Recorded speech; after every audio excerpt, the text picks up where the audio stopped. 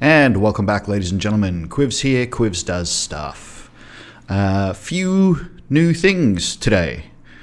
First things first, I got the boom arm for my microphone. So now my microphone is right in front of my face. So we will be testing some sound stuff. I still don't have oh, here you can see it. Look, it's right in front of me. I still don't have a pop filter. So my sibilance and I don't know what the word for P's and B's with the pop is. Sibilance is the S's. Anyway, and the other big thing is Minecraft The Wild update, which is the latest update to Minecraft after Caves and Cliffs Part 2, drops in about 5 hours or thereabouts, a bit less. I kind of forgot about it. Like, I knew it was coming and I knew it was days away, but I kind of forgot that it was coming. So we shall see. It should be here shortly. So we're going to spend some time in my survival world, sort of, you know, the last little bits and pieces. I'm also going to play around my microphone. So one of the things I'm going to do is I hope you can do this while the microphone is running. It'd be really bad if you couldn't. Going to drop the gain on the microphone because I don't think I need much gain. The microphone is much closer to my face than it used to be. So let's drop the gain a little bit and see how that sounds. It still looks like it's, you know, pinging into the red far too often, especially when I hit those P's and B's. But yeah, it's right under my face now. So let me know how I'm sounding if you're watching. If you're over on YouTube, jump across to the Twitch channel where you can actually chat with us. You can find my Twitch channel from the banner of my YouTube page is the easiest way. Yeah, the reason I do chat on Twitch only is it's much easier to actually have the chat appear on screen on the video, the recorded video, through Twitch. That way when people chat to me and I respond to a message, the YouTube people don't miss out because they're not like... the Twitch people don't miss out because they actually see the chat that I'm responding to. Whereas before, when I had chat on both YouTube and Twitch, sometimes I'd be responding to a YouTube message and the Twitch people couldn't actually see what it was I was responding to, so they didn't know what the question was. Yeah, that game seems like a lot. I suppose I don't really know what it's going to be like until I finish the stream and check it out. I kind of checked it in a bit of a recording earlier, but, you know, I'm not sure. I might turn it down even a little bit more. I mean, ideally no gain would be the best because then there's no artificial gain, but I might need a little bit. So I'm going to lower it by about most of a decibel, and we'll see. Yeah, now I'm spending more time in the yellow and a lot less time in the red. That's a bit better. We'll see. If it's terrible, let me know in the Twitch chat. That would be fantastic. Thank you very much. Yeah, so basically what we're going to do is we're going to spend a little bit more time in the remainders of my survival world. I will show you the things that I was about to do and now probably won't bother to do because what is the point? In my previous stream on this world, we went into the nether and sort of tried to survive and we didn't do so well. Between that stream and now, I went into the nether again and died lots. Lots and lots and lots. I did look around for a nether fortress, didn't find one yet. I have not gone into creative to try and see if there was one anywhere. We might do that on the stream, just because we're going to be done with this world. I'm going to start an entirely new one for the Wild update anyway, because it's always nice when... I mean, world generation is going to change. The way the world generates is going to change, if you didn't understand what that was. So, yeah, I definitely want to have a newly generated world. So we will definitely check that one out. So, yeah, one of the tips, I was wondering why the nether was so hard. And I remember that, like, new nether, since the nether update, is hard. And I was wondering, what can I do? Like, I can't get a nether fortress. How am I ever going to get this village started? I'm never going to have infinite iron. And I was struggling with iron as well. Like, there's iron about the place. And even in the cave system that I've got under my base, there's iron, but there's just not that much of it. Like, I really need way more iron than that. So one of the ways I normally do that is to make an artificial village with a golem farm. And for that, you need that brewing table because you can't make the potion of weakness without it. It's possible that there's some place where you could get potion of weakness loot. I don't think witches can drop it. If they could, I could have just done that. I could have just ran around outside for ages hoping to get 2 potion of weakness drops. But I mean, even if I did, they'd have to be splash potions, and if the witch didn't drop a splash potion, then I'd have no way to convert it to a splash potion without a brewing stand and a blaze powder. So yeah, basically I wanted to get into the nether and find that.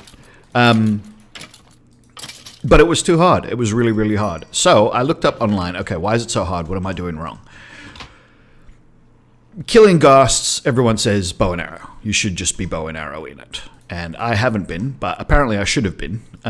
So, I mean, it's not like I don't have infinite bows and infinite arrows. I've got this spider spawner, so... not spider, skeleton spawner. So yeah, that should have happened. There's another couple of things that I've looked up. So I currently have the game set to easy because it just annoys me when zombies can break down your front door. But apparently, they can only break down your front door on normal after you've been in the game for 63 Minecraft days or something like that. Like it's got to max out. And then your local clamped difficulty or local clamped something, that will actually adjust. And then there's a possibility that a zombie can break down your door. But again, like, I'm going to get to that stage. So it's just, we'll just leave it on easy. Even though the drops are better on normal, etc., etc. Like, look, I'm in Minecraft for the fun of it. The challenge of it is for people who, want those challenges, who have, reached the pinnacle and they're like, oh, I've got nothing really left to do. I might as well up the difficulty and increase the challenge. As long as I've been playing this game, and I pointed out before in previous Minecraft streams, I started playing well before the witch landed. So a long, long time ago, like the jungle biome wasn't a thing yet, etc., etc. There was no Minecraft Bedrock, there was just the one Java edition. Alright, why is my stream going funny as well? That's annoying. Something using my bitrate?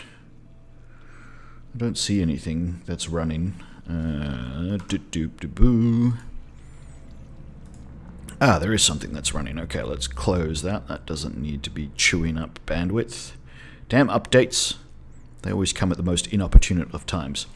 Anyway, yeah, so I've been playing Minecraft a long time, and I've never finished this thing.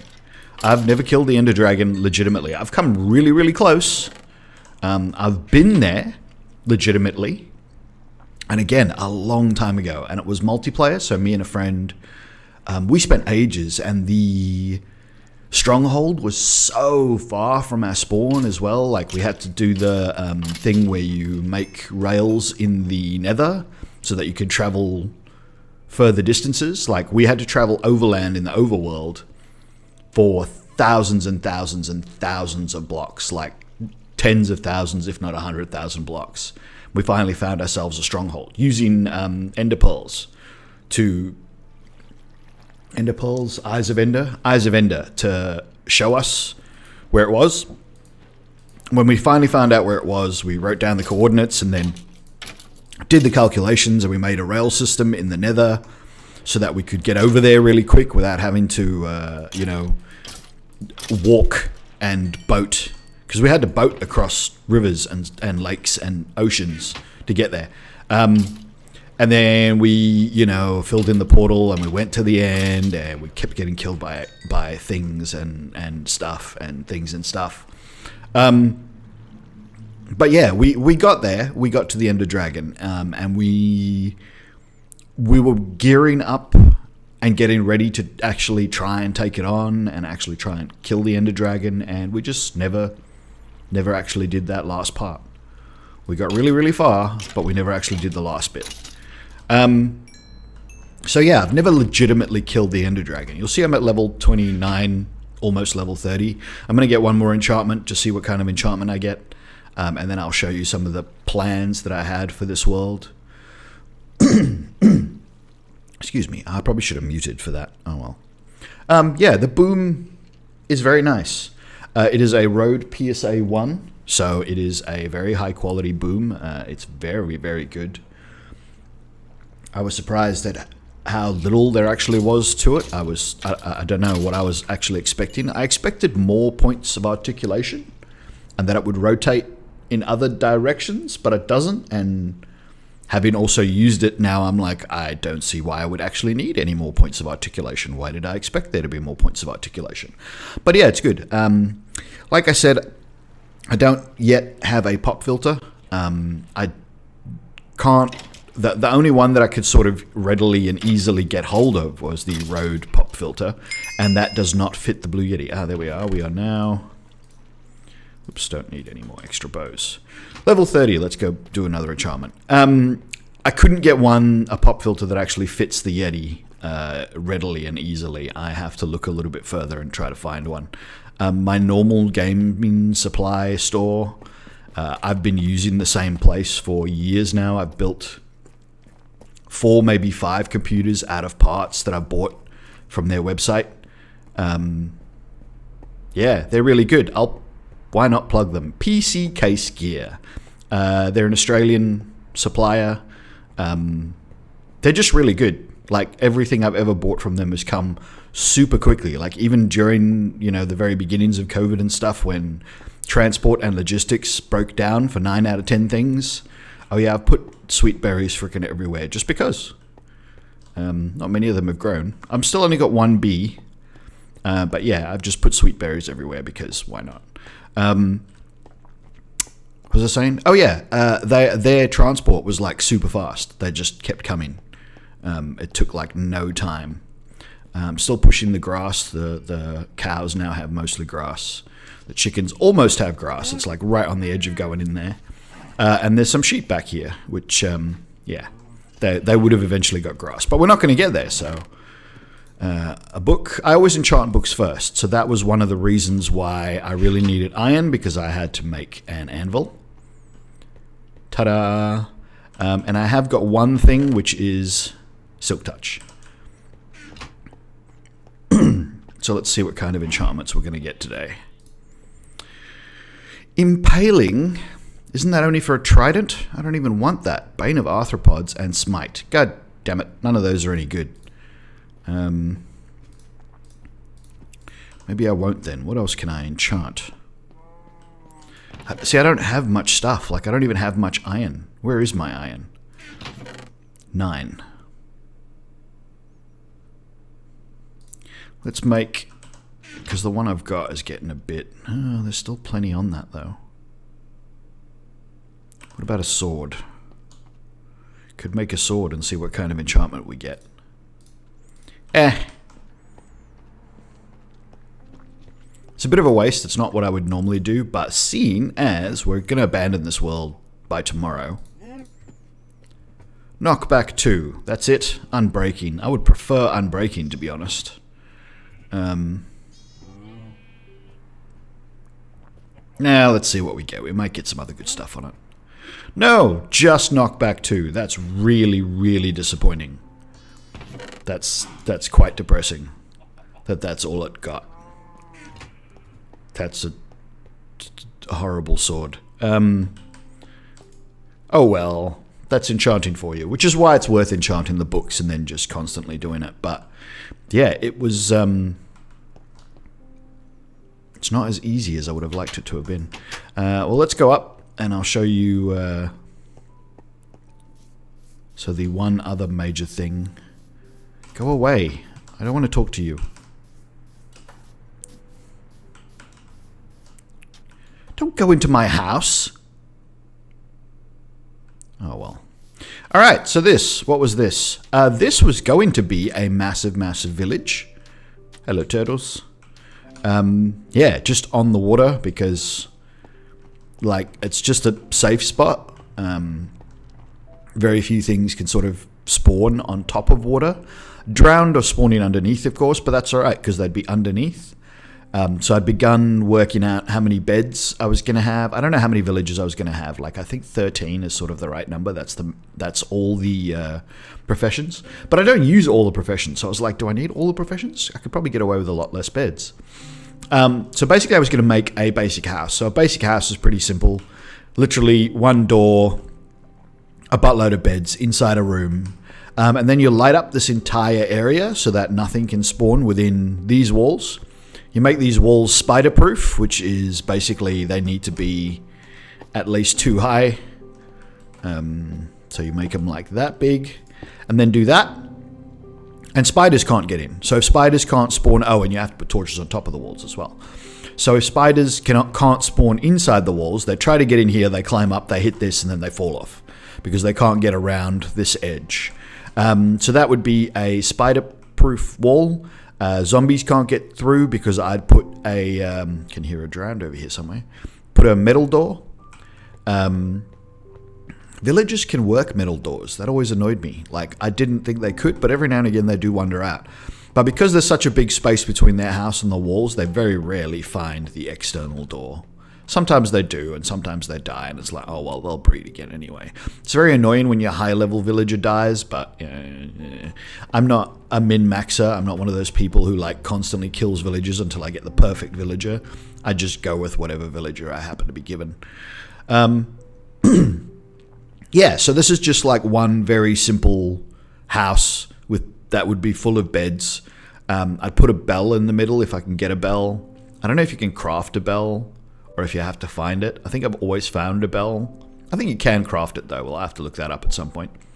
And then this massive space, this is the extent of a village. So like everything here is the extent of a village. It's considered within the village. That's about right from that bed, assuming that if there was a crafting station here, which would give a villager a job, then from here to that wall, or from this block next to where it was, to that wall is 32 blocks. And that, in my understanding of the village mechanics, is the extents of a village. So everything outside of the wall, the game would not consider village, and everything inside of the wall, the game would consider actually part of the village. The reason why that's important is to keep pillagers from spawning inside the walls.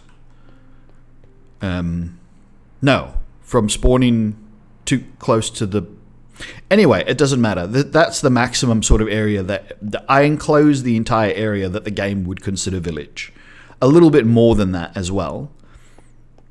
But the idea is, so the idea is not to have so much inside the walls that there's an area that isn't considered village that pillagers can spawn on, but also to have the maximum amount of space inside the walls so that the villagers can get on and like the cats can spawn and so on and so forth. Yeah, so it's got to be pretty big. So this would have just been a massive big area made up entirely of cobblestone. With a house right in the center with a bunch of beds. And yeah, one door to get into it. And I floated it on the water just because that was convenient and kind of looked cool. And yeah, we would have built an artificial village in there, and then we would have had trading, and I would have started getting emeralds and started getting better quality tools and things because I would have just been able to trade for them. And then somewhere else, I imagine in the opposite direction, because that would have been the best bet. So probably that way, a lot of blocks away from my house, so that my house's door doesn't count and skew the village shape. Although I don't think doors skew the village shape anymore. I believe it's only beds and crafting stations. So probably in that direction, or maybe over there, since that looks kind of flat. We would have built another special kind of village, which is a iron golem farm, which is basically 3 villages in sort of stuck in a little area with a single zombie who's been named with a name tag so that he can't despawn. And the villagers would be able to see the zombie, and the zombie would be able to see the villagers, but neither could get to the other, and then the villagers would freak out periodically and spawn an iron golem on a platform above them, because that would be the only legitimate space for the iron golem to form. Is the idea is that you don't leave anywhere except this, and then the water pushes the iron golem down into a big fall and a lava trap, and then you can collect all the iron. That's pretty somewhat complex. I got it off somebody's YouTube channel. Used to be a lot easier to make an iron golem farm, but now that you've got to do it a different way, and so I had to look up the new mechanics and was like, well, I could spend ages trying to work out, oh yeah, this is just a mushroom farm. I have a few different kinds of mushrooms and a whole bunch of bone meal, and you place a mushroom there and hit it with bone meal, and then you get a massive mushroom and you get mushrooms. I don't know why, it's not like I need mushrooms, but oh well, I've got a mushroom farm. Yeah, so an iron golem farm would have been pretty essential because I was struggling to find iron. The nether, I didn't get anything. I did get one thing. I found one ancient debris. That is my first ever ancient debris. I've never, ever, ever found one before. Oh, sharpness 2 and knockback 2 versus knockback 2. That's super disappointing. I don't remember enchanting that one at all. Should have done the diamond pickaxe. It would have been more bloody useful. Well, it's a good thing that we don't want to get too attached to this world because I'm not going to be using it. Yeah, even coal. Like normally I've got like 4 or 5 stacks of coal somewhere like this, like in a chest somewhere, and I just don't at the moment. I've got 27 coal. I've started making charcoal just in case I need it. What was I talking about? Oh yeah, just not enough iron. It was really kind of disappointing that there just was not enough iron. It's not a great start. So Caves and Cliffs did change a lot of things. Like the balance of the game is a bit different. Caves and Cliffs 1, it was really easy to find ores and like even diamonds, because you just have to find a cave and the cave would be absolutely and utterly littered with ores. But in Caves and Cliffs Part 2, with the update, it's just not as easy. There's a lot less ore just readily available. Diamonds are scarcer, like you have to actually go down deep. Yeah, it's not as easy as Caves and Cliffs Part 1. It's not horrible, but yeah, it was difficult by comparison. It's just not as simple. I've got silk touch. Is there anything cool I can do? I'm not doing anything else. Oh yeah, I could totally just get a crap load of grass now, which is something I couldn't do before. Cool. Does absolutely nothing for me. I've got silk touch and I haven't used it for anything yet. Also got 1,000,001 bones and extra arrows. That's what I should have done. I should have enchanted bows. If I enchanted bows, I might get lucky and get I haven't even got a shield at the moment. I lost my last shield and I never got around to making another one. I should enchant bows and try to get the infinite arrow and, well, just all sorts of things on bows. Unbreaking and power. Yeah, power and the infinite arrows is my favorite, and as opposed to unbreaking, sometimes I will take mending just because, yeah, I'm not getting as much experience overall, but mending is good. Just having equipment that never breaks. So long as you keep killing things, your equipment keeps repairing. Like, I've had an entire suit of armor that had mending on it once, and it was just like I never ever ran out of armor. It was great. It lasted forever. Especially on if, like me, like I'm wearing one piece of gold. I believe a gold helmet is actually more efficient, but I think I made the helmet before I made boots. So, yeah, I ended up making golden boots. But because the golden boots will break first, it can be a really good idea to put mending on your boots. Because then if you've got mending on your boots never break. And it's nice to have infinite gold boots inside the nether. You don't have to worry about the piglins. And yeah, infinite arrows is the other big one because, yeah, infinite arrows is just great because you don't need to worry about it. Like, I've got a stack of 64, but if I'm in the nether for a long time, a stack of 64 might be insufficient, and I might wish I had 2 stacks of 64. Coffee's probably cold again.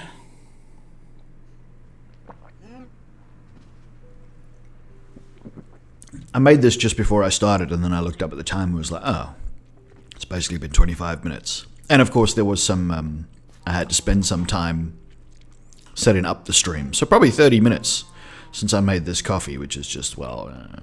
Anyway. I drink a lot of cold coffee. It doesn't... It's you know, that's never going to change.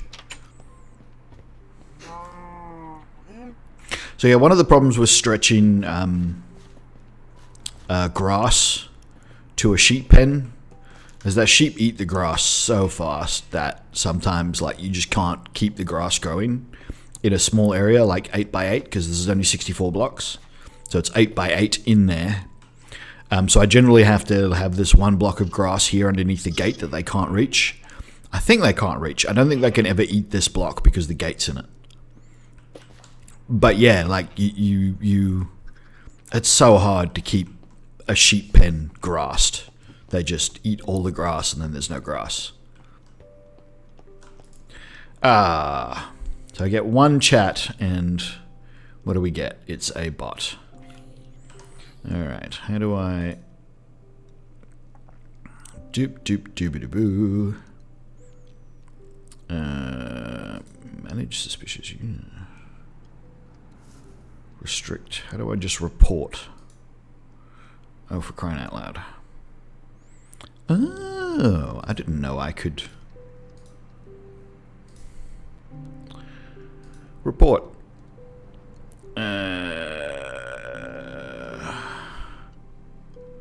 Where is the problem? What does it count as? Off chat? Off Twitch behavior?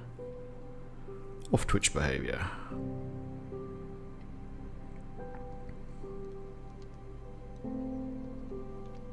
And I'll hit chat messages. No, off Twitch behavior. It gives you one or the other.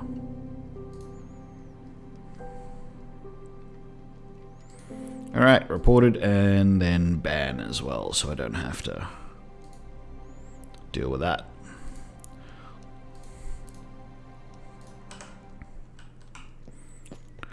Cool.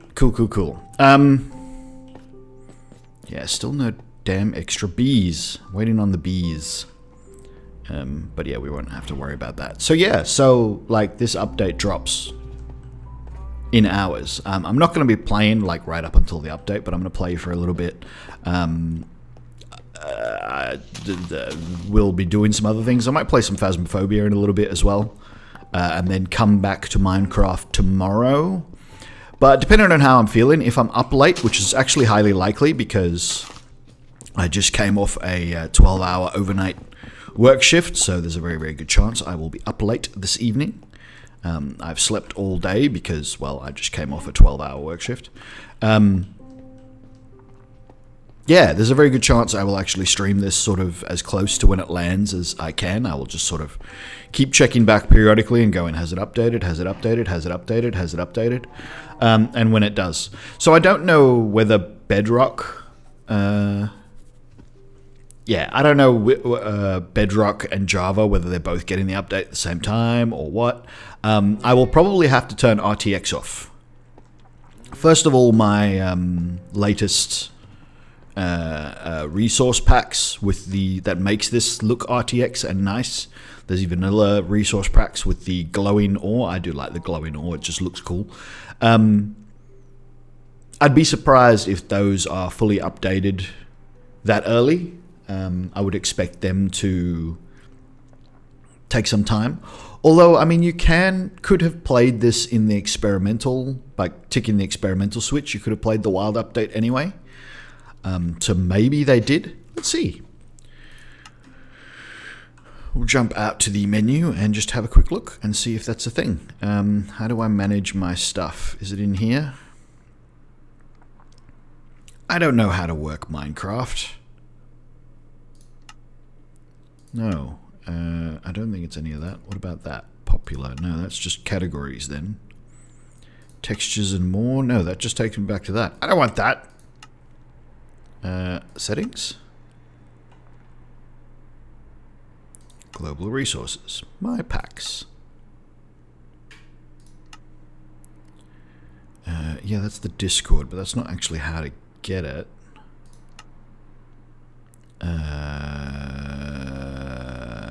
Well, let's just Google it and see if...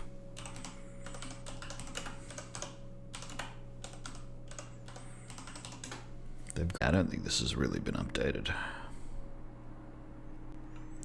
But if they do update for the wild, which I imagine they will, because these guys, like, this is a pretty damn good vanilla pack.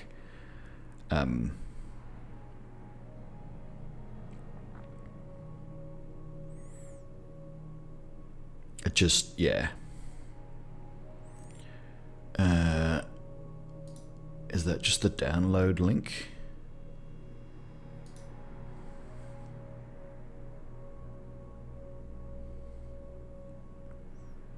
Two weeks ago.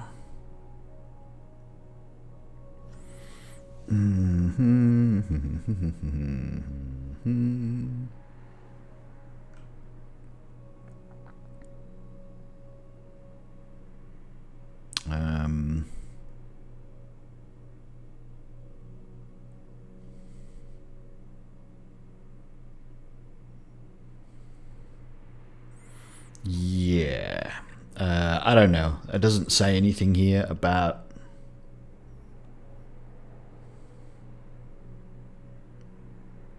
It doesn't say anything here about the wild update, so probably hasn't gotten to it just yet. I imagine they will soon. But yeah, so we'll probably be playing without RTX.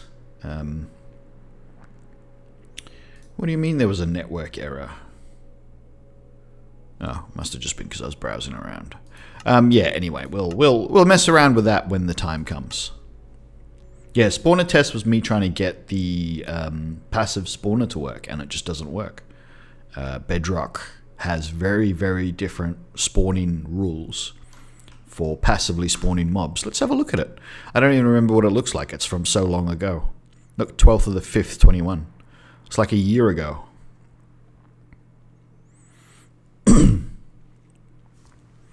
But yeah, I think I basically built the spawner somewhere high above the clouds.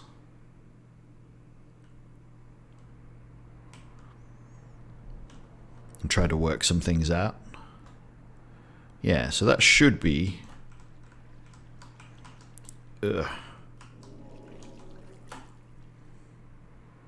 Yeah, so the basic passive spawner layout that I always used and used for years and worked perfectly well in every other edition of Minecraft, but it does not work in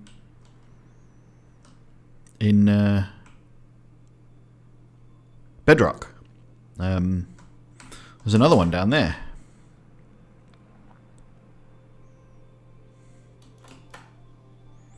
Yep, same difference. So this is one I think is more perfect.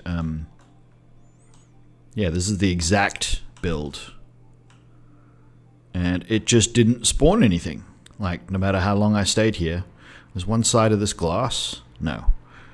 And then right down here is... I've actually... Oh. I was going to say I've replaced it with concrete, but with cobblestone. But no, I haven't. I've actually just deleted it entirely. So that is like nothing can spawn within the radius of this no matter what, because the actual ground underneath has been entirely removed. And it still doesn't work. Like, it takes forever to produce one mob because of the spawning rules of Bedrock. It just doesn't work. So it was basically going to be almost impossible to use it as a reliable source of treasure, mob drops, and experience as I would in a Java world. In a Java world, it still works fine, and it's a really reliable source of experience and drops. Like, the stuff just keeps coming. You stand around anywhere near that spawner and wait, and even, you know, especially during daylight, it's not as good at night, but it's excellent at daylight. Alright, so I want to get rid of this one, but leave the one under the gate, and yeah, that'll spread, and now the chickens will be on grass. Yeah, on Java you stand anywhere near it and mobs will just constantly spawn, and you'll have creepers, skeletons, witches, and zombies constantly, and you can just kill them for both their experience and their drops. You can even turn it into a grinder for just their passive drops.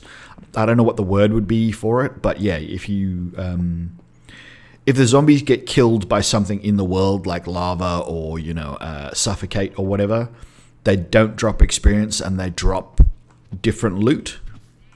They drop different loot depending on how they were killed. But yeah, like you could just, you could make a grinder that would just drop that loot continuously. So you'd have so much zombie flesh and so many... I don't think you can get bows, but I think you can still get arrows and bones and creepers. I don't think drop gunpowder.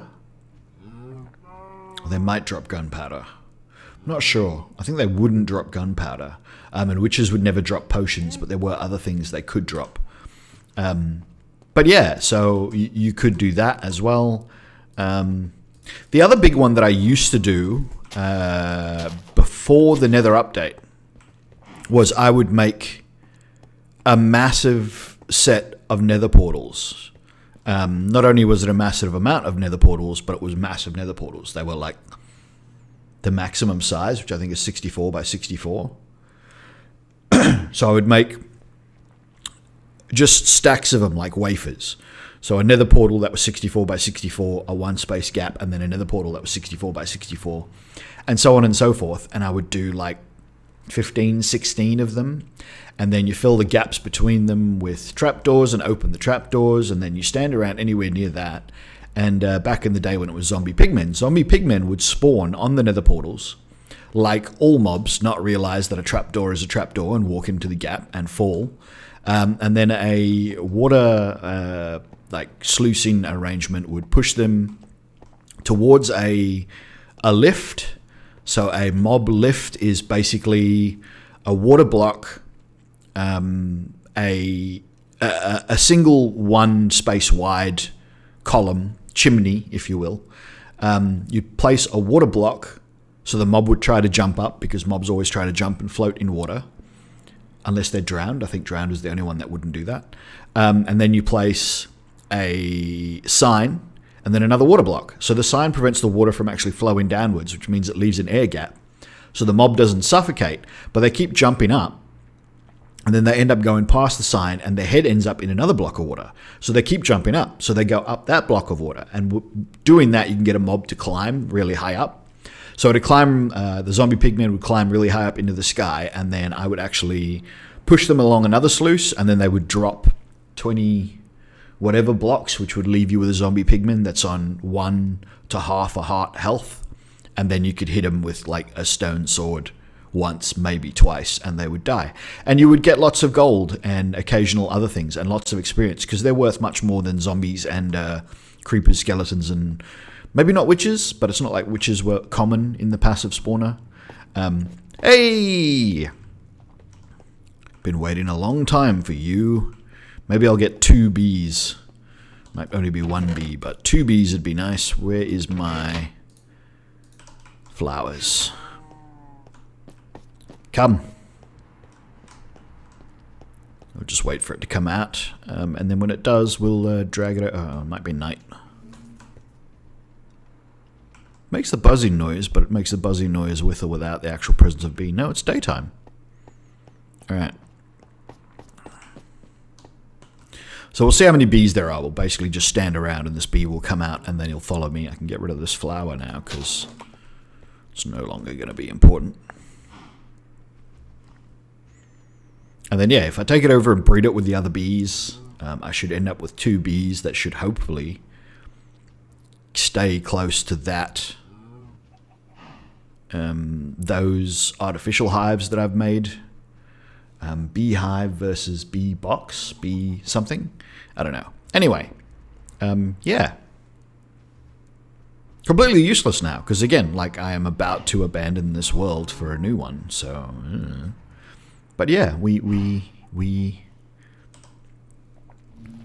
that's basically how you do it. If you have a underground tree farm, as I do, you need 1 flower or a couple of flowers. Actually, in the middle here would have been ideal, but I like to keep the lighting there. You can also put the torches, like... Apparently I can't place a torch. Oh, that's because that's not a torch. Whoa. For a second I thought that was going to kill him. 2 of you. Excellent. Come this way. Come this way. Good bees. Follow me. Follow me. Follow me. I haven't seen my other one in a while. I hope he didn't die. But there you go. Now we've bred the bees. So these bees will be attached to their hive, but this bee will not. So if I basically stand here and then put my flower away, you should go to this flower, and then you should look for the closest hive, which is over there. I hope.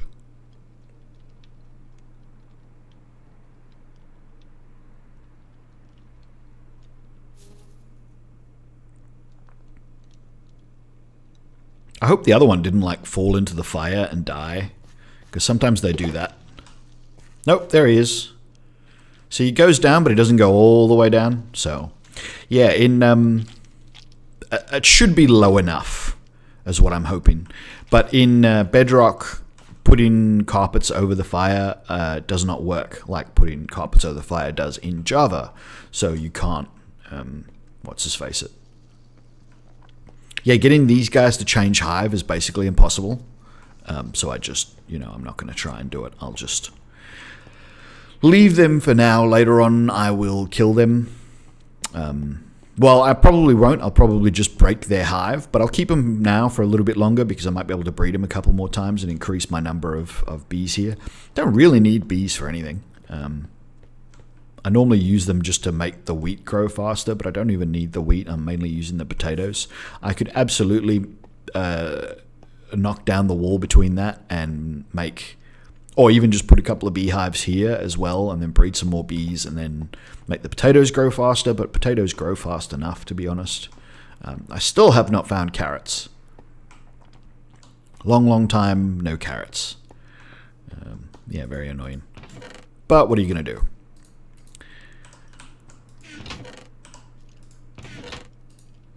Yeah, a lot of blocks now. I did find a geode, which was nice.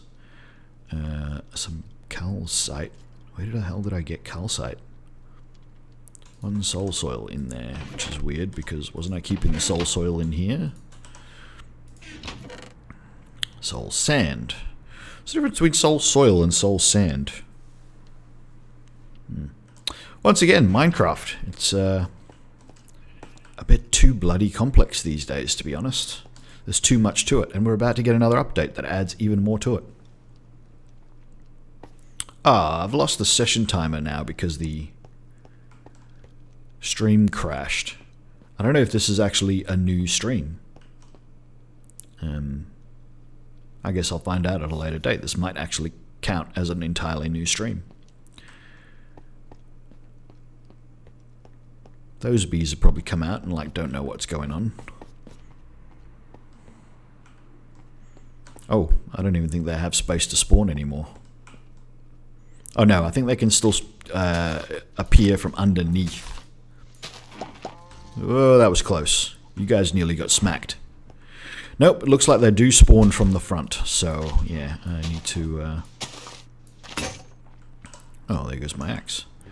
We'll knock down these extra trees and just leave them to flutter about as bees are wont to do.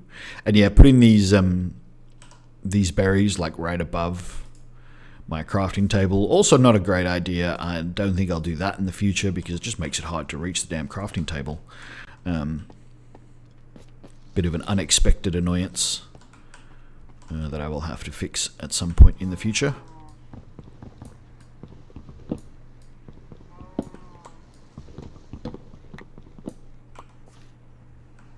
The number of times in Minecraft I've accidentally hit something I didn't want to hit, like, used to famously do it to Enderman. You'd be digging a hole somewhere and then an Enderman would teleport right in front of you and you'd smack him with your pickaxe and then it's like, well, now I'm in a fight with an Enderman that I never wanted to start. You know, it doesn't happen as much as it used to, but it still happens. Endermen are still Endermen and they still do that damn stupid teleport right in front of you while you're doing something else thing. Or you'd just be looking at something and an Enderman would teleport right into your line of sight and now you're in a fight with an Enderman. And it's like, well, you know, I didn't do that on purpose. It's not cool. But Endermen aren't a massive threat either. They never really were once you sort of got an idea behind the mechanics. Keep your back to something so an Enderman can't teleport behind you. Keep looking forward and you can smack him in the face when he gets close to you and you'll survive 9 out of 10. He's relatively strong, but he's not that strong. If you've got 1 or 2 pieces of armor on, chances are nothing will happen.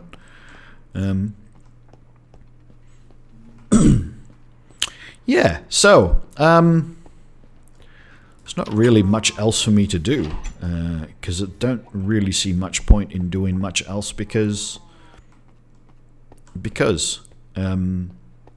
not going to keep this world, so why waste time messing about with it? Smite 4 would have been nice. Smite 4 would have been really good. I could have added that to that knockback power sword. Maybe not. They might not sharpness. I think sharpness and smite don't stack. I'd have to look that up. But yeah, as you can see, I was collecting resources that I could have sold. I haven't actually gotten around to collecting any wheat yet, which is weird, but well, I would have done that as well. Yeah, resources that I can sell to villagers once I got my artificial village going. So then I would have had lots and lots of emeralds to buy stuff from the blacksmith, probably, or armorer, one or the other. This is, once again, for those of you who know me, my standard house build. Down some steps, because why build your house above ground? You have to dig out blocks to get the resources to build your house above ground, which is going to leave you with a great big gaping hole. Why not live in the hole? It's a perfectly good hole. So yeah, so I always build underground because it's like I said, you're going to have to dig blocks out to build all manner of other things. So use the hole that you dug as a house. So these are 9x9 rooms. They're 9x9 because one door fits nicely in an uneven number, whereas one door doesn't fit as nicely in an even number. The torch arrangement has to be thusly. I need a roof, ceiling, rose, a chandelier, torches in the ceiling.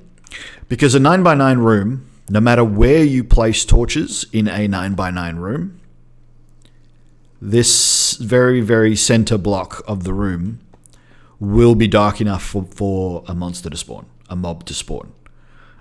So very annoying that. I did not know that when I originally started using 9x9 rooms. And I'd build all these 9x9 rooms, and as you can see, like they sort of go off into the distance. And I was just walking through my house one day, and I hadn't learned about the middle block is just dark enough. And I just sort of like walked into my house and looked up, and there was just a creeper standing in the middle of the floor, like in a distant room. And I'm like, what? Why? How the hell did you do that? And then, you know, I killed him and was like, wow, that was a weird bug, blah, blah, blah, blah, blah. And then later on, I was like, there's a zombie over there. Why is there a zombie over there? What's going on? And yeah, eventually I discovered that basically I'd got the lighting levels wrong. So I've learned about lighting levels now, and I now know that in a 9x9 room you need some source of light closer to the center of the room. You can just place a torch on the floor in the center of the room, but it looks weird, and I don't like things on the floor that don't have to be on the floor, so I don't do that. Yeah, I'm pretty sure if you put it on that wall, the light still only gets to, like by here, it's level 7, I think is the light level it needs, or 8. Yeah, the drop-off is enough that no matter where you place the torches, and if you do put it there, and you don't put any in the corners, then the corner blocks also. So 3 away from the corners is sort of the ideal space to make sure that the corners never get dark enough. But then the very, very, very center block of the room does get dark enough, so you have to do something about that. For absolutely no reason, I'm just going to kill some time. Do something. Let's do something. I'm going to dig another 9x9 room to show you how I dig a 9x9 room. So the doorway, I always make 3x1, and then you sort of dig out these first 3 blocks of the 9x9 room. And then I'll dig out this one and place a torch, and I'll dig out this one and place a torch. This torch is not essential. but it does feel better if you play Minecraft for long enough. You actually start to get paranoid about the dark. When it's dark, you just go, I would really like some light there. I feel like there's a zombie or a skeleton or a spider or something's going to spawn there. Even if it's not dark enough, you just get paranoid and go, I'm going to go put a torch there. Anyway, okay. So you've got this. So now you go 2 more this way, which gives you a 1, 2, 3 from this edge. And then you turn the corner and you dig out 2 blocks, which will give you a 1, 2, 3, including the block you're standing on, and you place a torch on the wall. Then you go 4 forward. So 1, 2, 3, 4. Place a torch on the wall. And then you go 2 forward. 1, 2, and turn the corner. 1. Oh, that's gravel. Just 1 block. 2. Place a torch. Gravel. Great. Most annoying block in Minecraft.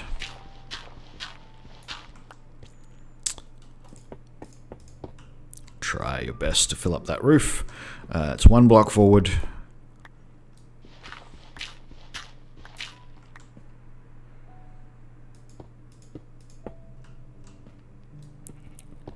Two blocks forward.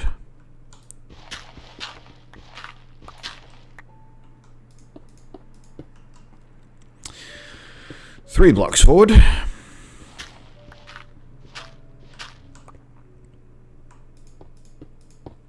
It's not this oppressively... Wow. There must be a dark space around here somewhere. It's not this oppressively dark in Java. RTX, because of the way that light works, and the way light works kind of in real life, because that's the whole point of RTX, is that it works more like light actually works in real life.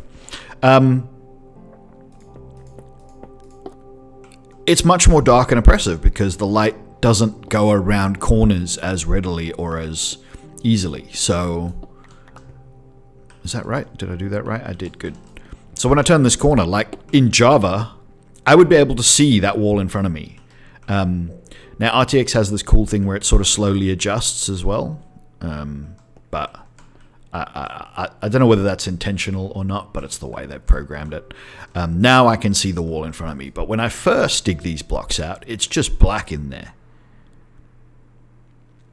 And it slowly gets a little bit lighter as the light bounces. So the idea is that the light actually has to have had time to bounce around, and that time is finite. Now in the real world, it's at the speed of light. In a game of Minecraft, it's at the speed of A, your processor, and B, the calculations. You see how it's slowly getting lighter and lighter and lighter in there?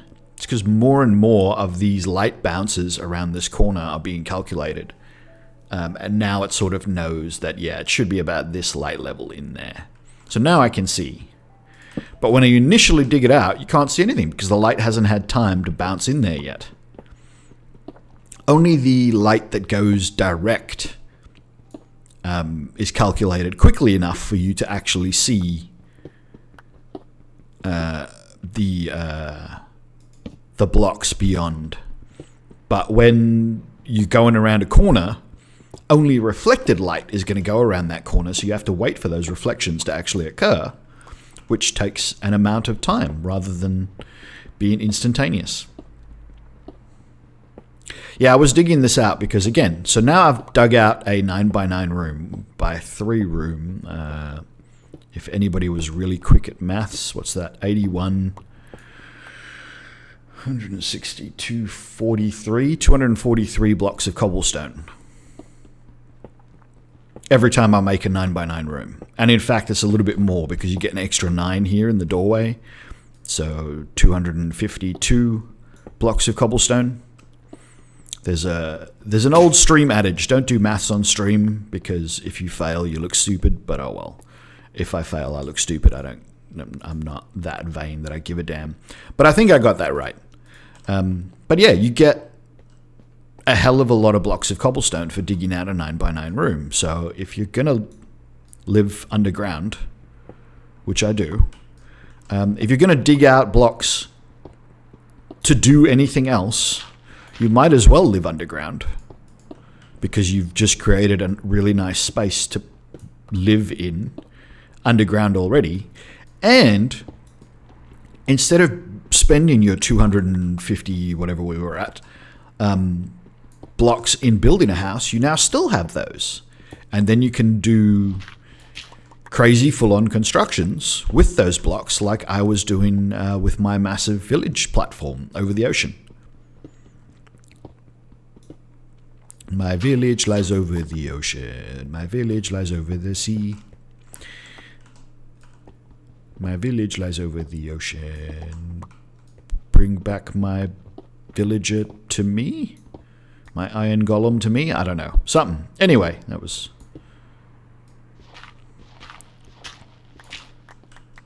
pointless but amusing. No. I think I missed one there. No. Oh well, doesn't matter. So long as there isn't space enough for something to spawn. But yeah, so as you dig out these rooms, there's also a really high chance that because you're digging out a full 9x9 space and the walls are only one thick, the more of these you make, the more likely you are to actually find resources as well. So especially in older versions of Minecraft, you would find yourself with a lot of iron and a lot of coal because you dug out so much space. You essentially strip mined massive areas. And my base would normally be 5 9x9 rooms by 5 9x9 rooms. These days, it's not necessarily going to be like that. I haven't tried to fit farms for absolutely everything in and so on and so forth to work out if that is enough space. It might not even be enough space. And especially since like some things that you need don't sort of fit the format. Like I use 8x8 rooms as paddocks and as farms because that's 64, which is sort of, you know, the stack size. So for replanting a room that's 64, so this is 8x8. A 64 stack is just better. So they don't fit perfectly. And then the tree farm, this has to be 10x10. This can't be 9x9 because then you'd only fit one tree in. So yeah, so there's other constraints as well that sort of change it. And yeah, I don't know whether 5x5, 25 rooms, but the middle ones are useless. Like you can't, I mean, they're not useless, but yeah, you can't have a side door off a middle room that leads to a farm because that middle room leads to another room. So they're just wasted space. It does kind of look pretty. It pleases my sense of aesthetics, which is why I originally started doing it.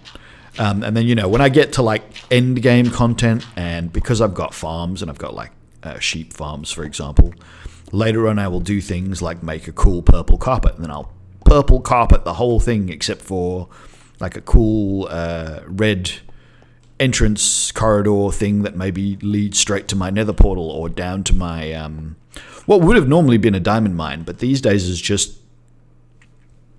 a way down to a cave from the Caves and Cliffs update. I don't know. We'll see. We'll see what the wild does. I should also point out, I have no idea about the wild update. I haven't read anything. I don't know what it is. I knew it was coming. I knew it was coming when they first started advertising it ages and ages and ages ago. I haven't really read anything. I know there's frogs, but that's because that's like the last bit of news, I think, was the frogs. There's some other thing that looks like a blue ghost that apparently is friendly. Yeah, I don't know. So everything is going to be an absolute surprise to me. I imagine the wiki is already updated. The wiki is no longer official. Microsoft, you guys have been a much more altruistic in recent years. You haven't been douchebags as much to other companies as you used to be. Although you did buy Bethesda and now Starfield. I almost said Star Citizen. Starfield? whatever that new Bethesda thing is now going to be a Microsoft exclusive for a while, I believe. I was going to play that on PC anyway, so I'm not too upset. But I'm sure PlayStation users are. Because Bethesda has traditionally been, very PlayStation friendly. There's never been games not on PlayStation. But now, there's exclusivity things happening with Xbox, and the fact that Microsoft owns Bethesda that is changing things. Yeah, so as you can see, the light level drops off, and that middle square, dark enough. So if I put a torch here, you'll see it still doesn't get light enough. Yeah. Did I build this room wrong? No, that's the right proportions. Yeah. See, it didn't get any brighter in that center square. So yeah, it's not bright enough. So you need... Well, the easiest way to do it is to go 1, 2, 3, and then I dig out this one, this one, this one, and this one. And then you can put the torches on the inner block or on the outer block. I like the outer block for this house. And sometimes I'll dig out this middle one as well, just because, it doesn't have to be there. But, yeah, in this particular world, I think I've left them all in. Yep. And yeah, so that is a basic 9x9 room.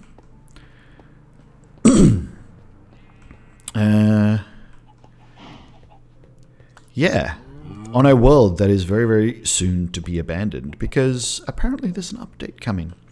And yeah, like I said, I was aware of it, but not highly aware of it. I was just sort of like, oh yeah, there's an update coming. And then I sort of looked at the date and was like, June.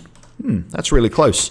And then I looked closer at the date and was like, June 7th. That's like tomorrow.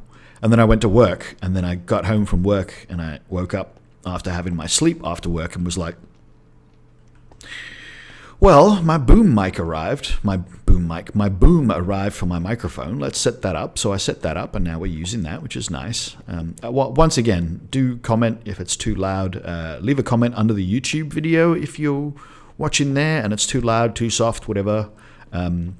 Once again, I know that there's sibilance and popping because I don't have a pop filter. And I also know that my actual PC is on the desk that the microphone is on, so you can actually hear the PC humming in the background. It's a very annoyingly loud hum PC. I want to actually get a much better case for it, a case that's more soundproof. This was more a case that was full of lights, which, because I'd never had an RGB PC before, and so I'm like, let's do the RGB thing once so I know. And I did, and it was fun, and then it was over, and now I don't care anymore. So I want to get another case that's more silent, one that has more space inside, because my system is more full than the average system. I have mechanical hard drives, I have 2.5-inch SSDs, and NVMe, well, one NVMe SSD in there. Sorry. So the one NVMe SSD I'm really proud of, because it is a Gen 4 NVMe SSD, and it's a super high-speed Corsair one. And I have a Gen 4 PCIe board. I very specifically made sure that I had an X570, so that I had that ability with my AMD 3700X. Jesus, it's been a while since I've actually looked at what my processor specs are. I don't actually know what that is. All right, so I'm going to go and stand in front of the skeleton spawner. The problem is, oh no, I think I can make it do it. So I might, just for the rest of this stream, however much longer I'm going to go, I don't know. It's been about an hour now. I think we were at about the half-hour mark when the stream accidentally reset. I don't know if that's going to make two different videos in Twitch, but... Oh, YouTube didn't reset. YouTube says I've been going for an hour and 5 minutes. So nice. Nice. I'm going to actually look through the Wild update and look at what's coming. Because I bet you some things are going to be harder and there's going to be more critters and stuff. There's going to be even more resources to gather and hoard. Every time there's an update, I've got a friend who's a hoarder in real life, and in Minecraft, he is shocking. It is so bad how much hoarding he does. Like, he always builds a chest sorting system, and he normally ends up with, from bedrock to sea level, for each item that is available in the game. So, like, what's the rarest item in the game? It's not diamonds anymore. Ancient ruins, netherite. So he would have a double chest stacked on top of each other from bedrock to sea level, stacking so it's fed by hoppers. Yeah, chests just for netherite. And then next to that, he would have one just for the ancient ruins debris, and next to that he would have one for, I don't know, a netherrack or whatever. I think you have to do it like alphabetically or something. I can't remember. There's a specific way you have to set it up too. But yeah, he's a super hoarder. And so every time they bring out a new update, of course, there's just more crap for him to hoard, which basically means that he has played, I'm going to say, several 100,000 hours of Minecraft over the years, easily. I mean, since I introduced him to Minecraft many years ago, I think I introduced him to Minecraft. I don't think he discovered it on his own. I'm pretty sure I showed him Minecraft and was like, you should play this, it's really good.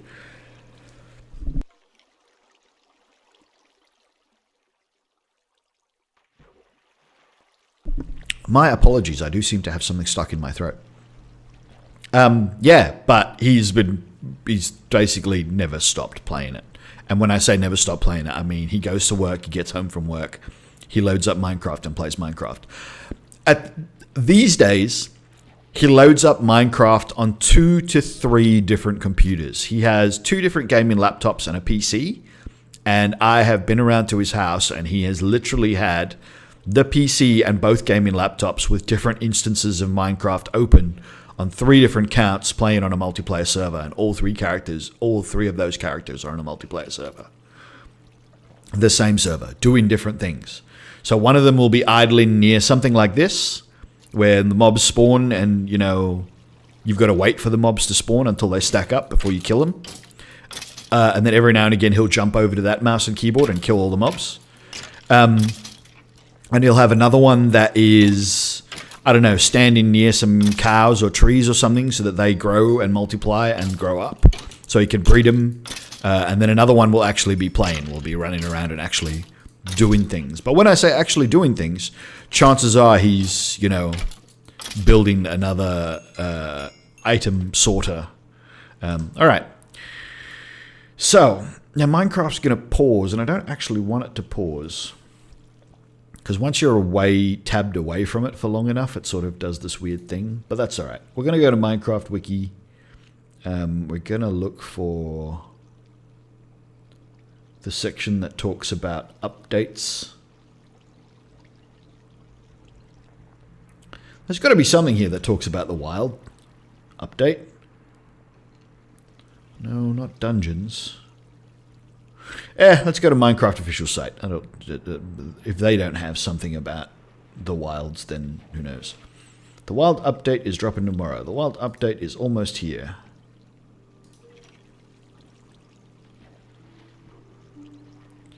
Java and Bedrock will be sold together. Yeah, well, that's...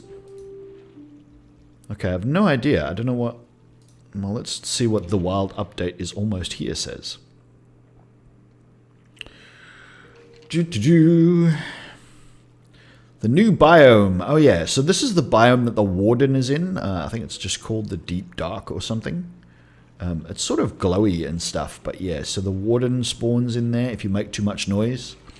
And if you trigger too many of these plants, like if you step on them, then it'll trigger the Warden, and the Warden will come and get you. And he's supposed to be super scary and able to kill you. Triggered a Shrieker.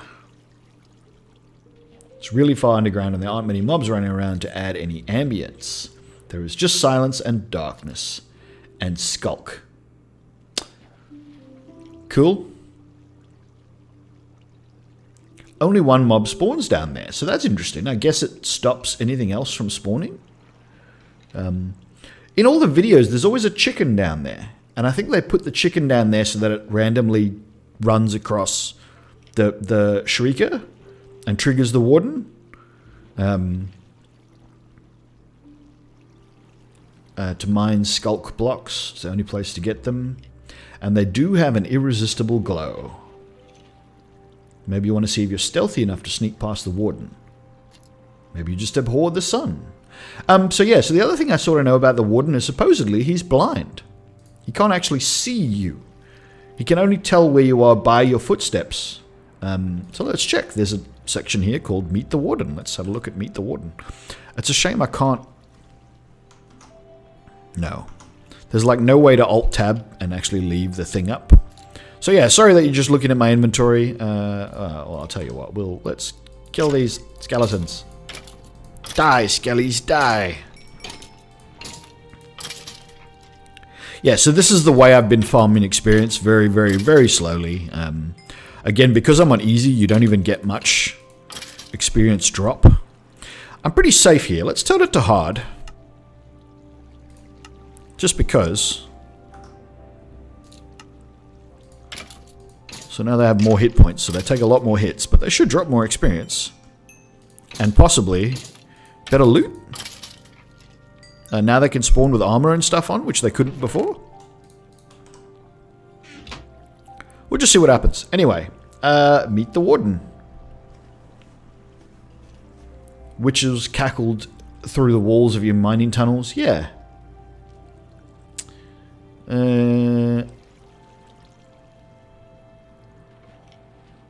We decided Minecraft should have some piece of it that was absolutely terrifying.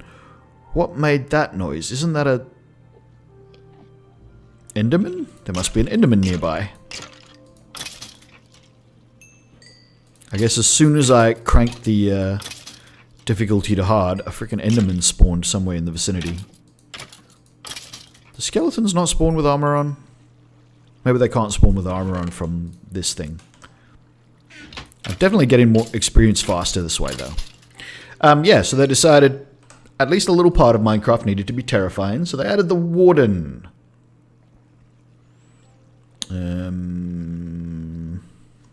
He looks kind of cool. Looks a bit like a Minotaur with no eyes.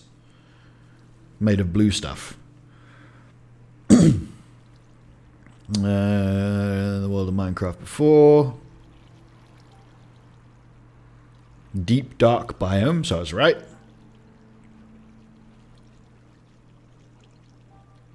It's not a mob. It's not a boss.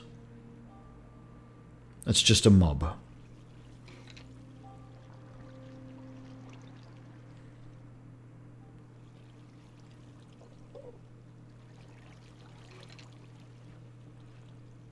Yeah, so that's true. So in Minecraft, you have a choice what you engage with.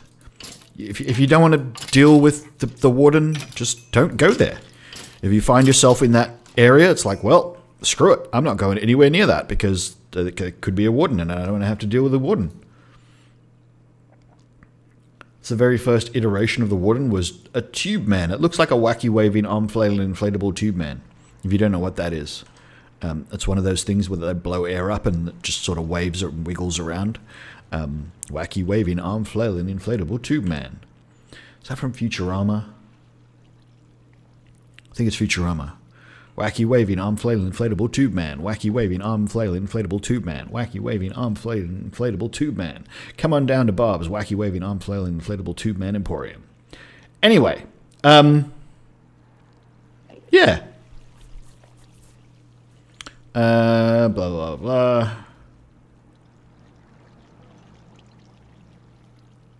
Try to change dolphins. They're supposed to be scary.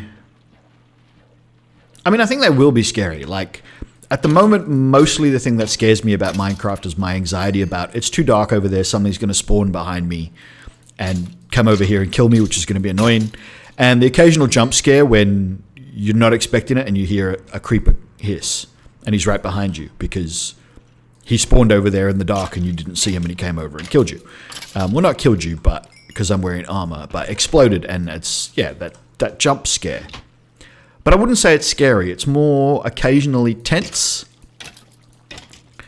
And I think with the Warden, what they're trying to do is give you something that's actually scary. Like, you know he's here. You know if you screw up and step on the Shrieker, he's going to come. And then you have to sneak because otherwise he's going to get you. So yeah, I kind of get it.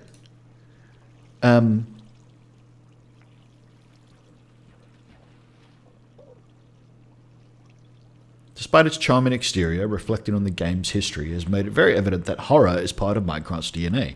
Really? How? I mean, I sort of get it, because one of the big things about Minecraft is it's dark. If that Enderman ruins my skeleton spawner by picking up blocks, I'm going to be very annoyed. But he shouldn't go in there, because if he does go in there, the entire floor is water, so he should immediately teleport away. But if he lands behind one of these walls, and I think there's space behind the back wall, because the cave actually continued in that direction, and I just walled it off to make this room.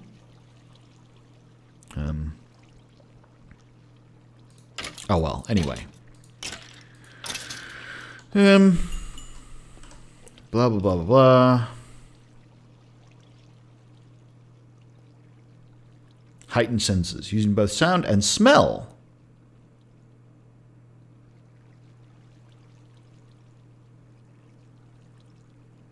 Deep Slate, there's also the Skulk family, alien-looking blocks with unique properties. Among these blocks is the Skulk sensor, which if you make any sort of sound in the environment, alerts its sister block, the Skulk Shrieker. The Skulk Shrieker, in turn, does exactly what its name implies, shrieks. After 4 shrieks, well, let's just say that you don't want to overstay your welcome, unless you'd like a 45 damage punch or sonic boom in the beautiful blocky face. 45 damage. Hey, that's an enchanted bow. That didn't drop. So he spawns with an enchanted bow, but there's, I guess it must be a chance that it drops as opposed to a guarantee that it drops. Anyway. Stay quiet. So maybe not smell, because I was going to say there's no smell mechanics in Minecraft. Randomly swarm in the deep dark, or they were initially going to have them randomly spawn, and then they decided that no. There's no way to avoid it, yeah, if it's random. So they don't want it to be random, they want it to be... Oh, there we go, they've started spawning with armor and stuff now. None of which, of course, is actually dropping for me, but oh well. They want him to stick around you, but not pursue you.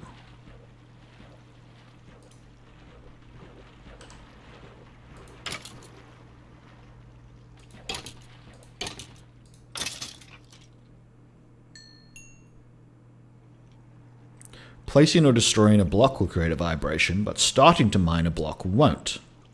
It's only when you complete an action. Oh yeah. Wow, that dude's got 2 pieces of gold armor on. Still haven't dropped any of the stuff that they're wearing yet, but oh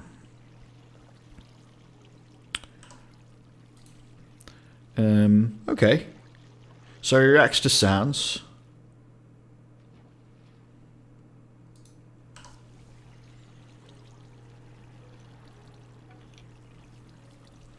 Yeah. So the Warden himself doesn't offer much in the way of loot or experience. But the environment that he's in contains the ancient cities, and they do. Enchanted books. The new Swift Sneak enchant that allows you to walk faster while sneaking.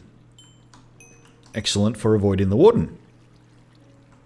Or create an air bridge twice as fast. Yeah, that's sort of that. Echo shards, a resource that allows you to create a recovery compass, a special type of compass that points to the last place you've died in. Oh. That's pretty cool.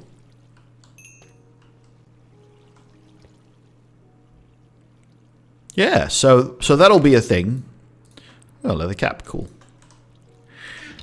that will be a thing, having to go and find and deal with this warden. Alright, the wild update is dropping tomorrow. Blah, blah, blah.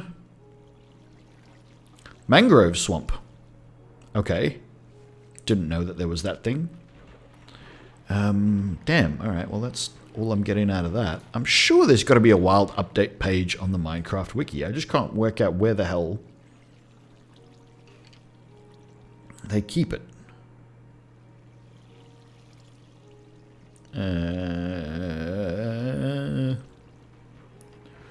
Doop-doobity-boo.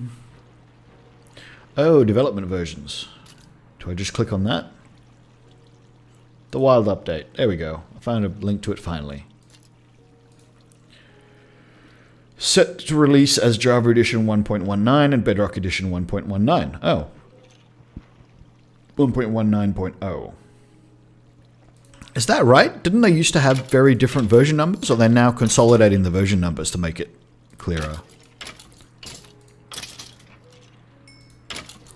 Themed around scary things and natural wilderness. That's the bit that I'm actually looking forward to, is just more overworld biomes that sort of make it look more like a cohesive world where, you know, you go from ocean to a mangrove to a river plain to a mountain to, yeah. Anyway. Introduces the deep, dark, and mangrove biomes, ancient cities, mobs such as the warden, the frog, the tadpole, and the allay. The hell is an allay? Oh, yeah, that's the glowy blue ghost thing with wings. It's got wings.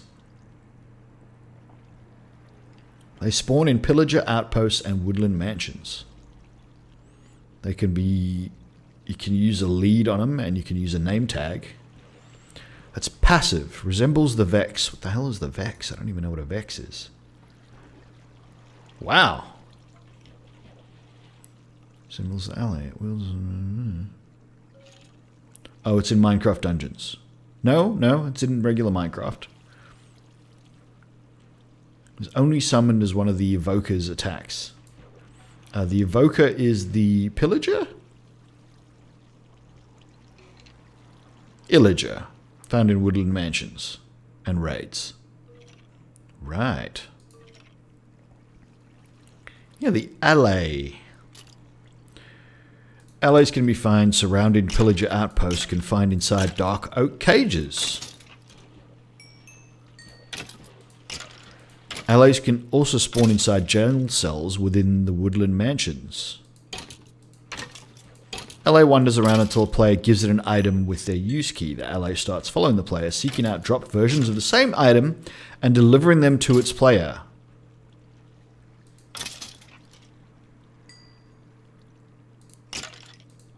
The allay returns to wandering around if any player takes its item back by using an empty hand on it. So if you give it something, that's like a better bow than I've got. Flame 1, power 3. Wow, hard does make a difference. Maybe I'll play the wild update on normal. Dude, that dude's got glowy, got enchanted armor on. Drop it. Nah, not that lucky. Almost there, level 29. We just want to get to level 30, and I'm going to make another enchantment of whatever description, just because. But yeah, I'm going to keep reading these things. The ally locks onto the player that last gave them an item, follows the player from up to 64 blocks away, even if it can't see them. It seeks items up to 32 blocks away from the player. After delivering items, it has a delay of 3 seconds until it can seek items again. Ally has a single inventory slot to hold a stack of items, usually 64, in addition to the item it got from the player. While the ally does not discern enchantments or special item names when it seeks, it still carries such items in separate trips. Oh, so if I gave it a piece of armor, it would seek out other armor, and if it found an enchanted one, like if it found an iron helmet, it would pick up the iron helmet and it would be in stack. And then if it found an enchanted iron helmet, it wouldn't be able to pick it up until it delivered the first iron helmet, because they don't stack.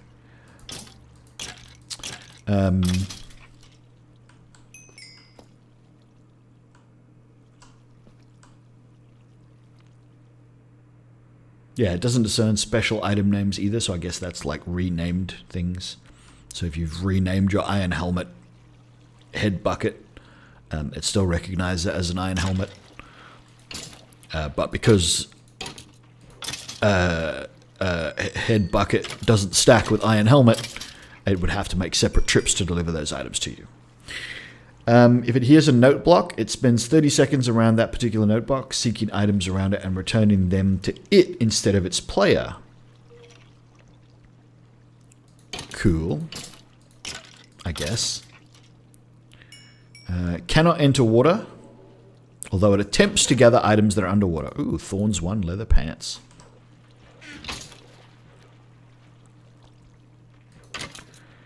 Cannot be harmed by their owners. If they are harmed by another source, they go into a panic state and start moving wildly in random directions.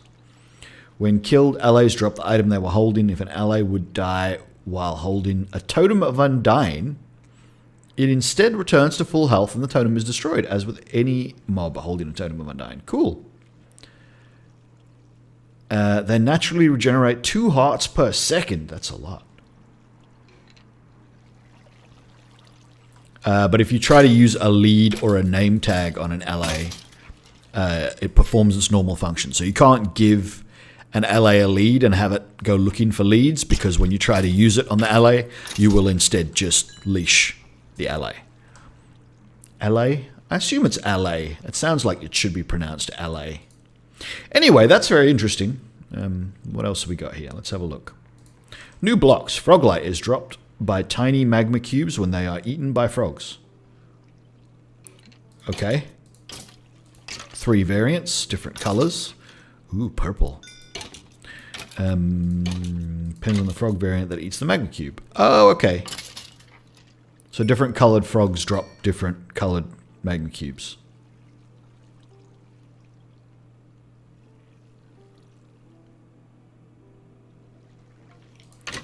Frog spawn can't be obtained in survival. Is laid by frogs when they're bred with slime balls. Tadpoles are born from them soon after. Okay, cool. Mangrove leaves. Mangrove log.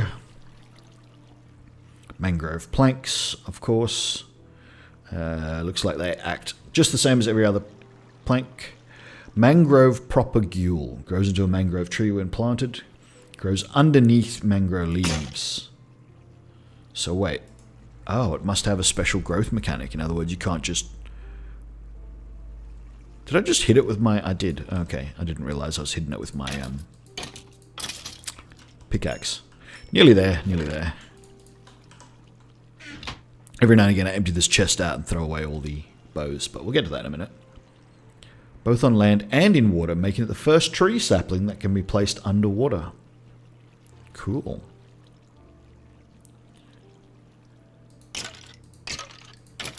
Mangrove propagule hanging, generated in mangrove leaves. Bees can pollinate it. How very interesting. Mangrove roots. A decorative water block can be waterlogged. I'm not really sure what the waterlog mechanic is. Apparently there's a waterlog mechanic. Alright, that's level 30. I'm going to now change the difficulty back down because... Yeah, let's leave it on normal and see what happens.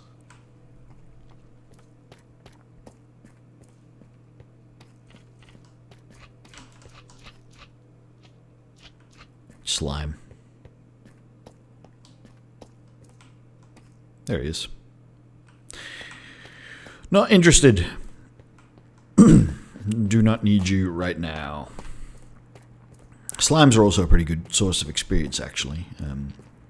Yeah, I wasn't sure if there's a lot of slime chunks down here in this cave system that I've connected to, or if slimes spawn more readily on deep slate. Yeah, just not sure. There's a lot of slimes down there. I haven't spent that much time with Caves and Cliffs Update 2. Or Update 1, since it's the update to Caves and Cliffs. But no, Caves and Cliffs Update Part 2, I believe, is the more appropriate way of dealing with this. Yeah, look at that. It's a damn shame that I'm not going to be using any of this, because it's just not important. Let's enchant something to see what we get. Let's try to see what bow enchantment I'm going to get if I put a bow in it. Didn't we look at this? Unbreaking 3. That's kind of nice. We might get something else if we put Unbreaking 3 in it. Let's see what we get.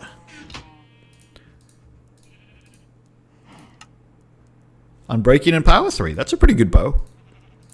If I can just add the infinite ammo thing to it, that'd be a sick bow.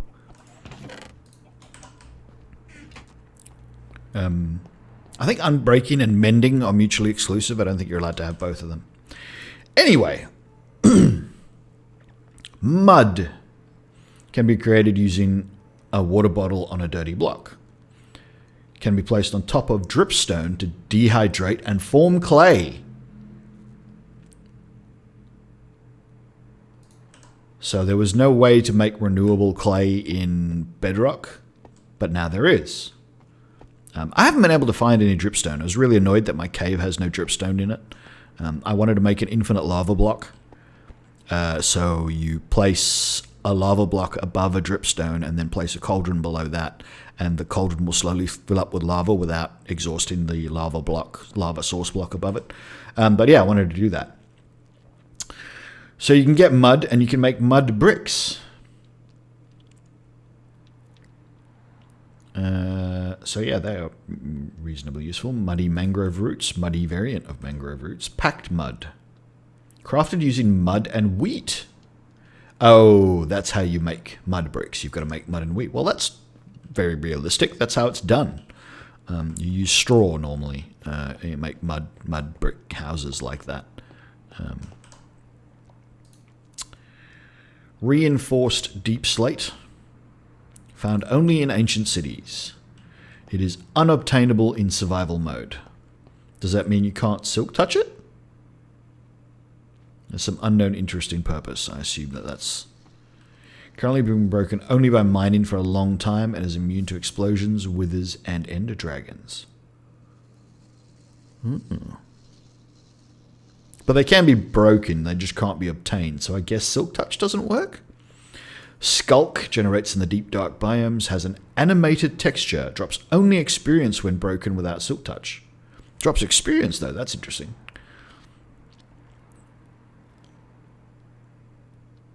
Skulk blocks grow underneath a mob corpse around a skulk catalyst. Wow. Skulk catalyst generates in the deep dark biome, made of skulk and bone-like material.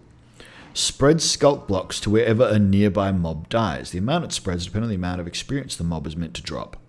This means that even if the mob doesn't drop experience, as it was killed by a player, the blocks would still spread based on the amount of experience it normally drops. So it doesn't give you experience, you just get more skulk. It blooms when activated. This is the Skulk Catalyst still. Blooms when activated. So I guess you... Oh, that must be with experience. It emits light, emits soul particles after a mob dies, and grows Skulk-related blocks. Skulk Shrieker. Generates in the deep dark biome. Has 2 soul-shaped patterns in the center. Soul-shaped? Why won't any of these damn glowberries grow? I suppose I was downstairs for so long. So a lot of things don't grow when you're not near, but sugarcane doesn't appear to be one of them. And I think cocoa as well. My cocoa farm is always full too when I come back up. But other things like the wheat doesn't appear to grow, and cows don't grow up, and sheep and chickens don't grow up, which is very annoying, but oh well, you know, you can't win them all. Has the ability to shriek, emitting ring-like sonic particles. Is activated by a skulk sensor. Gives players the darkness effect when activated. Naturally generated Skulk Shriekers summon a warden from the ground if activated too many times. Skulk Shriekers summon wardens only if there isn't one within 48 blocks. Or grown from a Skulk Catalyst cannot summon wardens. Right. Skulk Vein generates in the deep dark biome only. Generates in a layer on top of blocks similar to snow. Can be placed in all directions like glow lichen. Animated texture. Drops nothing when broken without silk touch. Some parts that are transparent, allowing the player to see the block it is on top of. Okay, yep. Doesn't say it does anything else. So there's new spawn eggs for the warden, the frog, the tadpole, and the ally. Bucket of tadpole. Obtainable by using a water bucket on a tadpole, similar to obtaining a bucket of fish or axolotls. You know, I've never seen an axolotl yet either. I mean, I know this has been out for ages, but I still haven't seen an axolotl. I have no idea. They're there. But I've never seen an axolotl. Transport tadpoles to another location. Echo shards can be found only in loot chests in the ancient cities. Can be used to craft the recovery compass.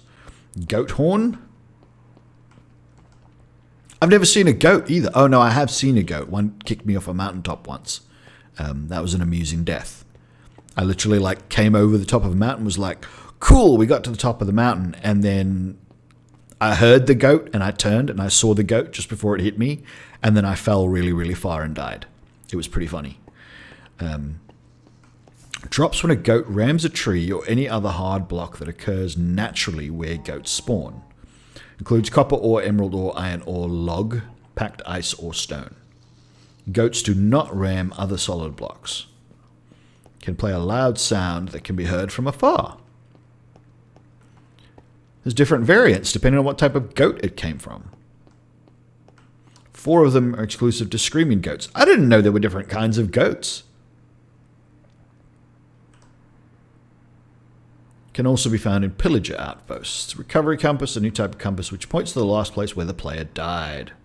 Randomly spins when the player is not in the same dimension that they last died in. You need those echo shards. Disc fragment. A fragment of the music disc 5 which can be crafted into the disc.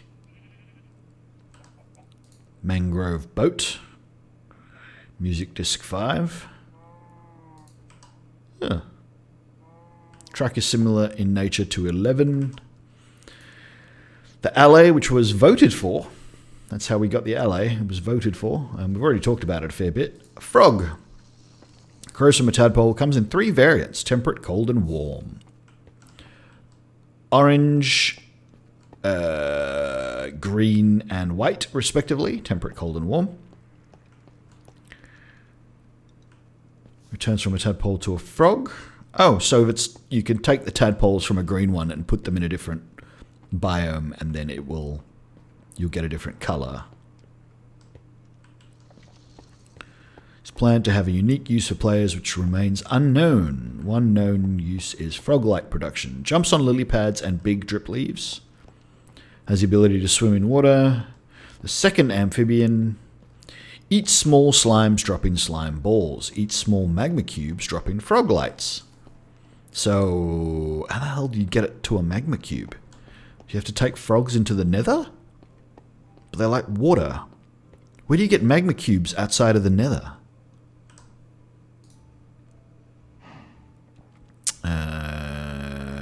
Bred with slime balls. Tadpole grows into a frog. The first different baby mob, i.e. a mob that's different from its parents. Very true, very true. Every other mob that grows into its parents is just a tiny version of its parents. The Warden emerges from the ground. Digs back into the ground when it doesn't sense any vibration after 60 seconds. So basically the Warden pops up, you could stand still for 60 seconds. And it'd just go away, and then you can move on. First fully blind mob. Even bats have basic eyesight. Because of this, it stumbles as it walks. Interesting. What was I going to do? I might as well go back to the skeletons and see what normal does. We probably won't get as cool loot on normal, but let's find out. Has a sense of smell. Has a sense of smell. It can detect and pathfind toward the general location of a player or mob through a smelling action. Prioritizes smelling the player or mob that it is most suspicious of rather than the one closest to it. Has a sense of vibration. When sensing movement, it pathfinds towards the source of the movement. It follows and attacks players, mobs, and other entities that makes vibrations. It does not attack other wardens. That's pretty sensible, because that would be stupid. When it detects a vibration, the growths on its head rattle and light up, similar to the skulk sensor. Seems to follow the same rules as the skulk sensor when detecting vibrations. If any projectile, e.g. egg, snowball, arrow, lands near it, the warden inspects the location where the projectile landed. Due to the projectile creating significant vibrations, this feature can be used in order to cause a distraction. It becomes angry at a player who fires more than 2 projectiles in 5 seconds. So yeah, you've got to be careful not to do it too many times. Does not detect players that are sneaking.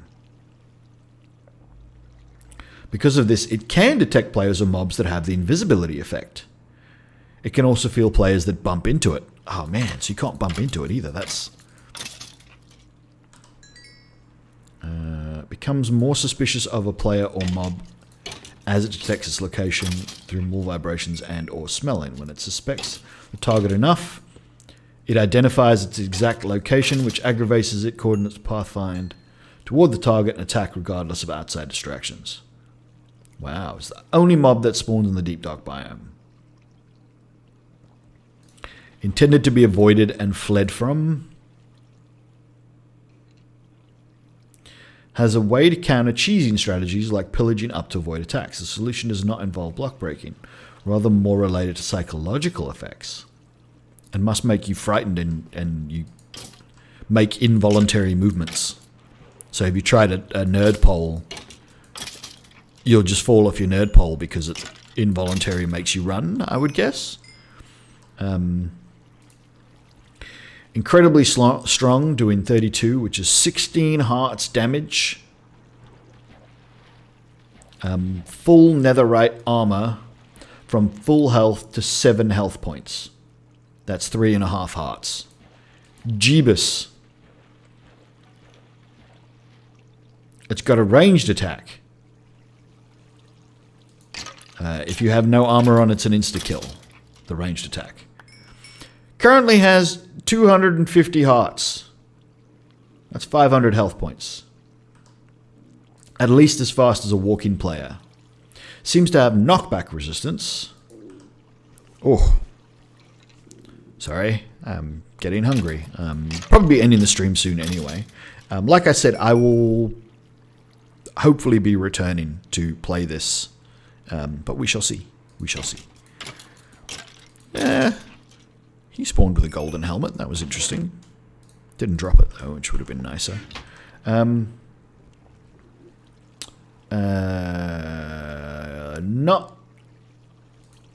Isn't needed to receive the advancement monsters hunted. Because it's not really meant to be killed in the first place. So it can be killed. It's just you're not supposed to be doing that. It's like, this isn't that kind of boss. This is just a thing to be avoided.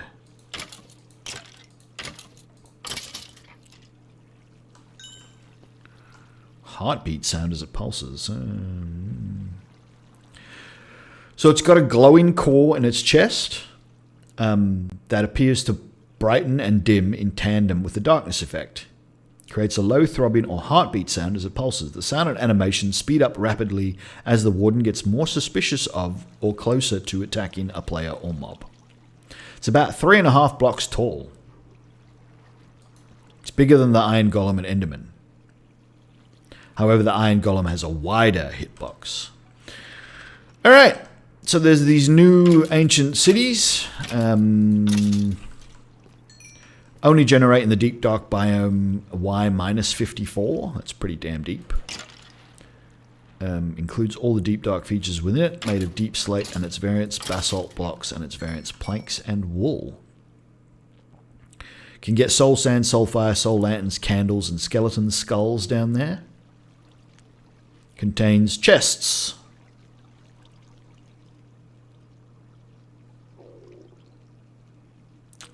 Loot down there is basically the new stuff. So there's new things down there that you can't get anywhere else. So you have to go there to get that you have to get. That's the only way you can get. Contains a mysterious frame made of reinforced deep slate. Different levels and open spaces. Deep dark. Was originally planned for caves and cliffs. I did know that. And yeah, they it just got bigger and bigger. The concept of the deep dark just kept growing, and then they're like, you know what? This deserves its own update. But they haven't given it its own update. It's now in the Wilds update with the Mangrove Swamp. New variant of the swamp that tends to generate alongside hotter biomes. Oh, yeah. Contains mangrove trees, and they're only trees that can generate there. Unlike the regular swamp that can also generate oak trees. Yep. Mix of grass blocks and mud. Mangrove tree.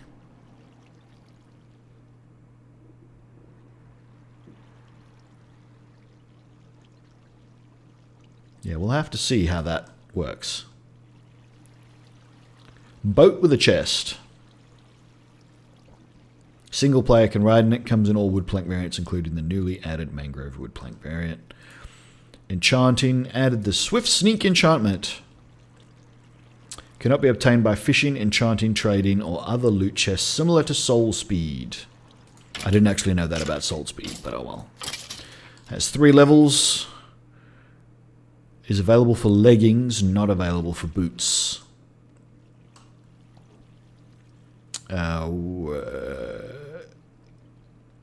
45, 60, and 75% of walking speed, levels 1 to 3 respectively. Particles, oh, that's just particles.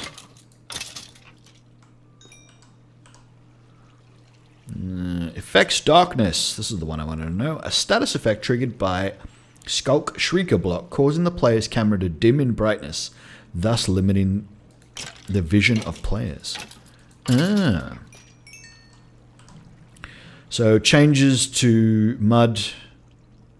Skulk senses are changed from the way they were in the thing. Oh. Yeah. So, we're hours away from that. So yeah, definitely keep an eye on the channel because that will appear. However, I have no idea if it's turning up on my microphone, but I mean, this is a pretty sensitive microphone. But I am hungry. My stomach is grumbling at me in all sorts of noisy ways. So I am going to go and get something to eat. Oops, wrong way. I wanted that to come this way. And that's a lot of bows. Wish there was a way to just, like, dump a chest.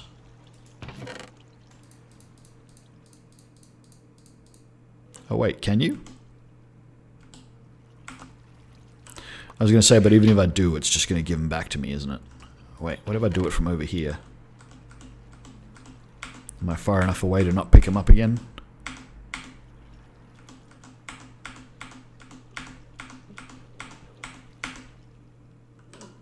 Cool. Yeah. So like I said, that is going to do it for today, guys. Thank you very much for watching. Hope you enjoyed this stream. My first stream with my brand new Rode PSA microphone boom arm, which brings the microphone right under my face, which changes the sound qualities.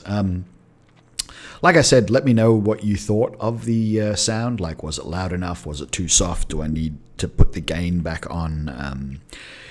I'm sure you can still hear my damn computer whinging and whining over in the background. Sometimes it's got this thing where it goes up and down and up and down. But yeah, so I need to get a pop filter. As I said, I need to get this a better case or get the case more hidden away. At the moment, it's on my desk because I just do not have cable lengths long enough to deal with it. You might be able to hear my stomach. I don't know.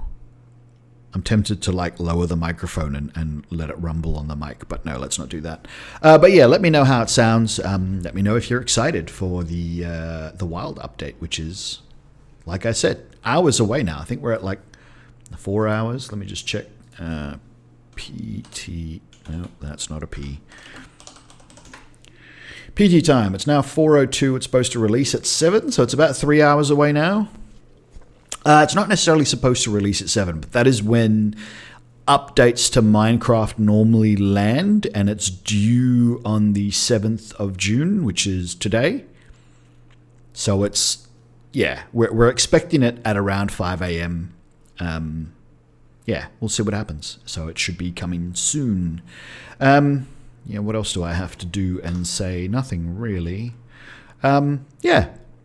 So thanks very much, guys. Like I said, hope you enjoyed it. If you did, and you're over on YouTube, hit that like button, hit that subscribe button, and definitely hit that notification bell because it's super random when I go live. If you're over on Twitch, hit that follow button because that's the one that helps me out the most over there, and change your notification settings for your individual channels in your personal settings because that's the way that's done. Twitch.tv/Quivs_AU because I'm the Australian Quivs. There is another Quivs. I don't know much about him. It's a shame that there's another Quivs. But hey, we both had the same name. I was originally Quiver with an A, not a Z. Way back. And then I found that there was another guy who had the same name. And his handle popped up at around the same time as mine. So I was like, there's no way of knowing which one of us is older. Although mine is very, very old. I've had that handle a long time. And then around the time when just Zs became more popular on the internet, like Icon has cheeseburger and so on and so forth, and everything was ending in a freaking Z, I thought, I'll change Quiver to Quivers with a Z on the end after the A, and then eventually that just became Quivs because Quivers didn't sound as good anyway.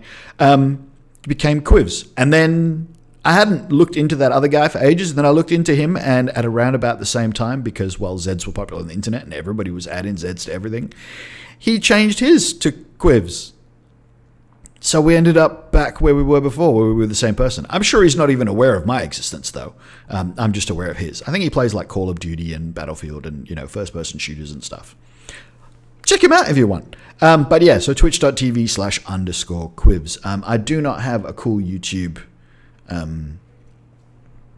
URL yet because you need to have a certain number of subscribers and things before they'll give you a cool URL. Until then, it's a random alphanumeric, which is very annoying. But if you search on YouTube for Quivs Does Stuff, the first thing that will happen is you'll get a whole bunch of quizzes. And if you scroll past all of those, you will eventually find Quivs Does Stuff. I should not bang on the desk. I need a shock mount as well. Shock mount and pop filter coming to a stream near you. Actually, most streams, they already have them. But yeah, I'm slowly, bit by bit, buying all these things. Thanks, guys. Hope you enjoyed it. And I will see you probably in just a few hours. Catch you later.